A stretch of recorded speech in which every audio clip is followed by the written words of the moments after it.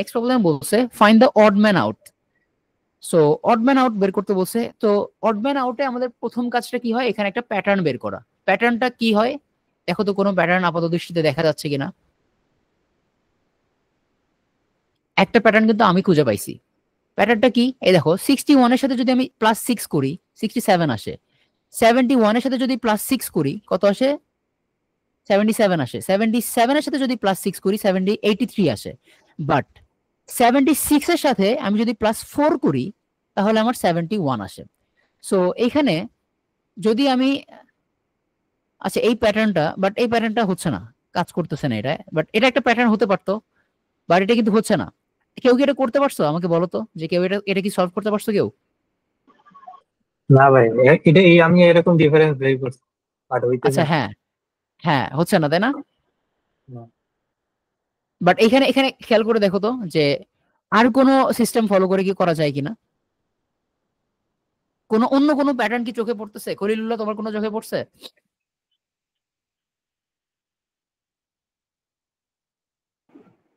ভাইয়া আচ্ছা, দেখছি আমি। আচ্ছা যদি চোখে না পড়ে আমি বলতেছি, সমস্যা নাই। সো 61, এখানে খেয়াল করো যে 61, 67, 71, 83, এই চারটা ভ্যালুর দিকে খেয়াল করে দেখো তো, এই চারটাই কিন্তু প্রাইম নাম্বারস।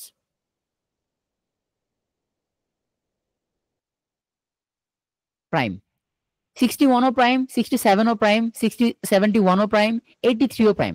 এই চারটা ভ্যালুই প্রাইম। বাট এই যে 77 আছে, এই 77টা কিন্তু নন প্রাইম। এটাকে কি আমি 7 দিয়ে ভাগ করতে পারি, বাট অন্য সবগুলো দেখো একটাও একটাও প্রাইম, মানে একটাও নন প্রাইম না, একটাকেও তুমি ডিভাইড করতে পারবা না ওই নাম্বার আর 1 বাদে। সো 77টা হচ্ছে আমার এখানে নন প্রাইম। সো আমাকে বলছে যে find the odd man out. সবগুলো নাম্বারই প্রাইম, বাট একটা নাম্বার নন প্রাইম। এই নন প্রাইম নাম্বারটাই হচ্ছে আমার অড ম্যান। তাই আমাদের অ্যান্সারও হবে হচ্ছে 77। এটাই আমাদের নন প্রাইম নাম্বার। বুঝতে পারলা? জি ভাইয়া। হ্যাঁ এটাই। সো চোখখানে একটু খোলা রাখতে হবে সবসময়, যে যোগ বিয়োগ গুণ ভাগ করে হবে ব্যাপারটা এমন না। এরকম নন প্রাইম দিয়ে রাখতে পারে, অনেক সময় স্কোয়ার রুট দিতে পারে, অনেক সময় তোমার স্কোয়ার্স দিতে পারে। সো তোমাকে সবগুলো একটু মানে, কিছু কমন আছে যেগুলো আমি তোমাকে দেখাই দিছি, যেমন স্কোয়ার্স, যোগ বিয়োগ গুণ ভাগ, তারপরে অনেক সময় রুট আসে, কিউব আসে, এগুলো অনেক কমন ব্যাপার স্যাপার। সো প্র্যাকটিস করলেই তুমি আসলে বুঝতে পারবা যে তোমার ওই যে সিক্স সেন্সটা যেটা বলে, এটা তোমার আস্তে আস্তে গ্রো করবে। সো যত বেশি প্র্যাকটিস করবা তত বেশি হচ্ছে ইমপ্রুভ হবে। এটার কোনো শেষ নাই আসলে প্যাটার্নের। But ultimately the basic concept কিন্তু একই, যে যেইটা মিলতেছে না, যেটা প্যাটার্নের সাথে যাবে না, সেটাই হচ্ছে আউট হয়ে যাবে। সো এইখানে 77 নন প্রাইম, এই জন্য এটা আউট। এই ভিডিওটা স্পন্সর করেছে ক্যাম্পাস প্রো। ক্যাম্পাস প্রো হলো আমাদের একটা private university admission online coaching, যেখানে আমরা বাংলাদেশের সবচেয়ে প্রমিনেন্ট যে প্রাইভেট ইউনিভার্সিটিগুলো আছে, যেমন north south university, BRAC university, AIUB, IUB, east West, UIU, এই সমস্ত ইউনিভার্সিটিগুলোর জন্য অ্যাডমিশন প্রিপারেশন কোর্স অফার করে থাকি। সুতরাং আপনি যদি সবচেয়ে এফিশিয়েন্ট এবং ইফেক্টিভ প্রিপারেশন নিতে চান, আপনি চাইলে ক্যাম্পাস প্রোতে জয়েন করতে পারেন। আমাদের ভিডিওর পিন কমেন্ট বা ফার্স্ট কমেন্ট চেক করতে পারেন, সেখানে আমাদের ব্যাচগুলো সম্পর্কে ডিটেলস দেওয়া আছে। আপনি জাস্ট গুগল ফর্মটা সাবমিট করলেই হবে, আমাদের টিম থেকে আপনার সাথে কমিউনিকেট করা হবে। নেক্সট প্রবলেমটা দেখি। নেক্সট প্রবলেমে বলছে যে if the average of 5 consecutive odd integers is 55, what is the average of the last 2 integers? So 5টা কনজিকিউটিভ অড ইন্টিজার আছে যাদের অ্যাভারেজ কিনা 55। তাহলে what is the average of the last 2 integers? তাহলে এই 5টা কনজিকিউটিভ ইন্টিজারের শেষের যে দুটো ইন্টিজার আছে, সেই দুটো ইন্টিজারের অ্যাভারেজ কত, এটা আমাকে বের করতে বলছে। ঠিক আছে, সো কিভাবে বের করব? এখানে খেয়াল করো তো, বলা আছে কনজিকিউটিভ অড ইন্টিজার্স। আমরা কি বলছিলাম যে কনজিকিউটিভ ইন্টিজার্স যদি হয় তাহলে আমরা কিন্তু একটা বলছিলাম অ্যাভারেজের ক্ষেত্রে অ্যাভারেজ কি হয়, কনজিকিউটিভ অড ইন্টিজারদের অ্যাভারেজ কি হয়, এটা এটা মনে আছে?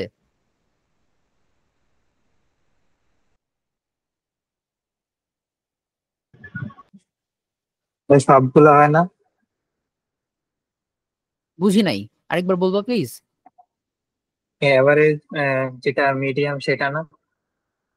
মিডিয়ান, হ্যাঁ মিড পয়েন্টটাই হচ্ছে আমাদের অ্যাভারেজ হবে।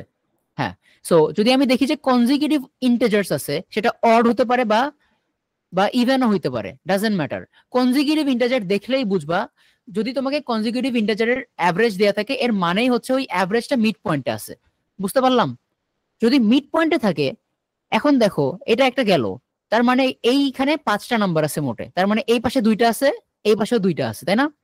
এখন আমাকে বলছে কনজিকিউটিভ অড ইন্টিজার্স, তার মানে কি 2 করে কমবে আর বাড়বে। তাহলে 55 এর বামে কি আসবে? 53। তার বামে কি আসবে? 51। 55 এর পরে কি আসবে? 57। তারপরে কি আসবে? 59। আমাকে কি বলছে, what is the average of the last two integers? Last two integer কি কি হচ্ছে? 57 আর 59। এই দুটোর অ্যাভারেজ কি হবে? 57, 59 ডিভাইডেড বাই 2 কত আসে দেখো। So 50 50 100, 116 divided by 2 equals to 58। 58 আসে হচ্ছে আমার অ্যাভারেজ। অ্যান্সার হবে অপশন নাম্বার সি। বুঝতে পারছি এটা কি করলাম? জি ভাইয়া। আচ্ছা, যদি ক্লিয়ার হয় তাহলে নেক্সট প্রবলেমটা করি। নেক্সট প্রবলেমে বলছে the average of the ages of a man and his son is 35 years. After 10 years, the ratio of their ages will be 2:1. তো আমাকে বলতেছে যে একজন মানুষ আর তার মানে পিতা আর পুত্র, পিতা আর হচ্ছে তার পুত্রের বয়সের অ্যাভারেজ হচ্ছে 35 ইয়ার্স। এখন 10 বছর পরে তাদের বয়সের যে রেশিও এটা হবে 2:1। তাহলে what is the son's present age in years? So সানের প্রেজেন্ট এজ এটা আমাকে বের করতে হবে। তো আমি ধরে নিলাম যে সানের এজ হচ্ছে এক্স, ফাদারের এজ হচ্ছে ওয়াই। আমাকে বলছে যে তাদের বয়সের অ্যাভারেজ কত? 35। এটা আমাকে বলা আছে, তাহলে আমি বলতে পারি না x plus y equals to 70? এটা কিন্তু বলতে পারি। এখন আরো কি বলা আছে? বলা আছে যে 10 বছর পরে তাদের বয়সের অনুপাত হবে 2:1। সো খেয়াল করে দেখো, ম্যান সামনে আছে, সান পরে আছে, তাহলে ম্যানের বয়সটা আগে আসবে। ম্যানের বয়স কোনটা? Y. Y after 10 years is to, sorry অনুপাত এক্স আফটার 10 ইয়ার্স, এটার রেশিওটা কি হবে? 2:1। এটা সবাই বুঝতে পারছো যে এই অংশটা? জি ভাইয়া। আচ্ছা, এখন সিম্পলি আমি জাস্ট ক্যালকুলেট করব বাকিটা। বাকিটা just calculation. Y plus 10 equals to 2x plus 20। So আমি যদি এখানে ওয়াই এর একটা ভ্যালু কিন্তু পাইছি আমি, তাই না? ওয়াই ইকুয়ালস টু যদি আমি 70 মাইনাস এক্স বসাই দেই, ধরো 70 মাইনাস এক্স বসাই দিলাম, plus 10 equals to 2x plus 20, right? এখান থেকে আমি এক্স এর একটা ভ্যালু পাবো। এক্স এর ভ্যালু কত আসে? এক্স এর ভ্যালু আসবে হচ্ছে এই পাশে গেলে কত? 3x 80 minus 60। সো সানের প্রেজেন্ট বয়স আসে হচ্ছে তোমার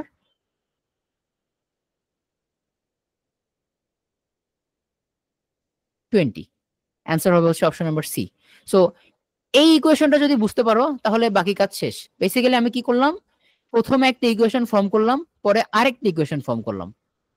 সো এইখান থেকে জাস্ট ওয়াই বাই এক্স যে কোনো একটা ভ্যালু নিবা, নিয়ে একটা দিয়ে রিপ্লেস করে দিবা, অ্যান্ড দেন তুমি এক্স এর ভ্যালুটা পেয়ে যাবে। এটাই হবে আমাদের অ্যান্সার।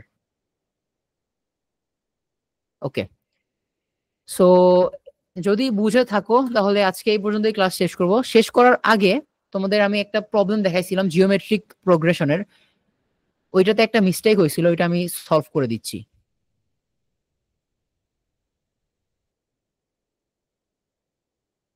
সো কোথায় গেল প্রবলেমটা? এই যে এই প্রবলেমটা, ঠিক আছে? সো এই প্রবলেমটাতে কি হয়েছিল যে কোনো একটা মিস্টেক হয়েছিল। এনিওয়েজ আমরা শুরু থেকে শেষ করে দিই একদম আর কি। সো আচ্ছা, তোমরা এটা নিজে থেকে ট্রাই করো তো, দেখো তো পারো নাকি। আমি করে দিচ্ছি, সমস্যা নাই। আমি করে দেওয়ার পর যদি বুঝতে পারো, মানে না বুঝতে পারো তাহলে বুঝাই দেবো, সমস্যা নাই। বাট তোমরা নিজেরা একবার ট্রাই করো।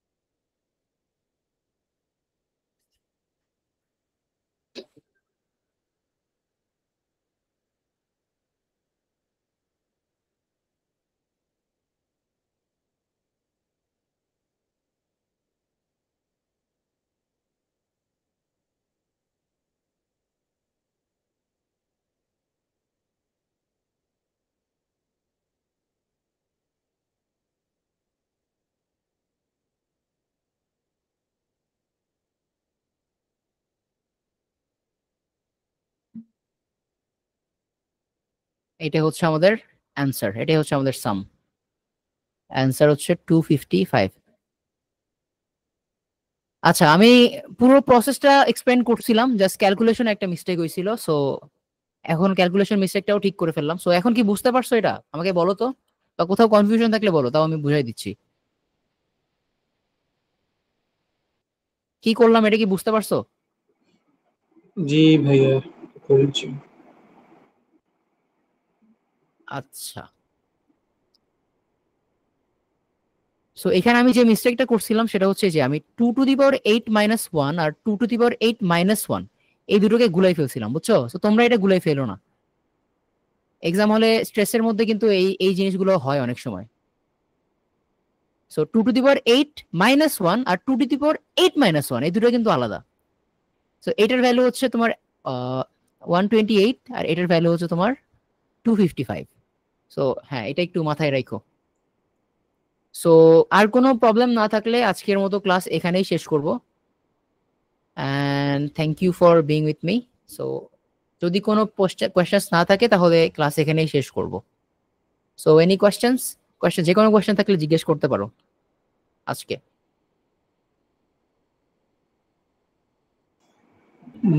না ভাইয়া, ঠিক আছে। আচ্ছা ঠিক আছে, তাহলে তোমরা আজকে লিভ নিতে পারো। আজকের মতো ক্লাস এখানেই শেষ, নেক্সট ক্লাসে দেখা হবে। আল্লাহ আল্লাহ হাফেজ। হাফেজ। আল্লাহ হাফেজ।